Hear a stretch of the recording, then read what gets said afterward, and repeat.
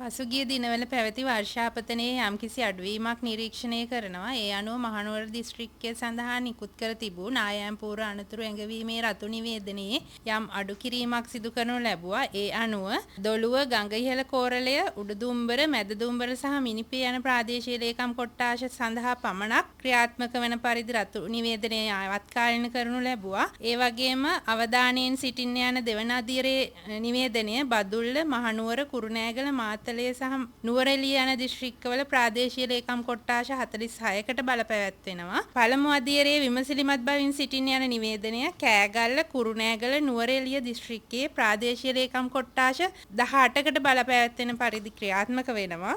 මේ වන විට අවදානම් ස්ථාන පරීක්ෂාව සඳහා ආයතන වෙත ඉල්ලීම් 8300කට අධික ප්‍රමාණයක් ලැබිලා තියෙනවා. ඒ අනුව මේ ඉල්ලීම් පරීක්ෂණ කටයුතු සඳහා මේ වන විට 50කට පමණ කණ්ඩායමක් කටයුතු කරනු ලබනවා. ඒ වගේම මේ දවස්වල පවතින ඊසාන දිග මෝසම් වර්ෂා තත්ත්වයත් එක්ක ඉදිරියේදී වර්ෂාපතනයේ වැඩිවීම හැකියාවක් තියෙනවා. ඒ අනුව අප ආයතනයේ විසින් නිකුත් කරනු ලබන යාවත්කාලීන කරනු ලබන නායම් පූර්ව අනතුරු ඇඟවීම් නිවේදන කෙරෙහි විමසිලිමත් බවින් සිටලා ඒ අනුව ආරක්ෂිත පියවරගෙන තමන්ගේ ජීවිතය ආරක්ෂා කරගන්න කියලා අපි මහ ජනතාවගෙන් ඉල්ලා සිටිනවා.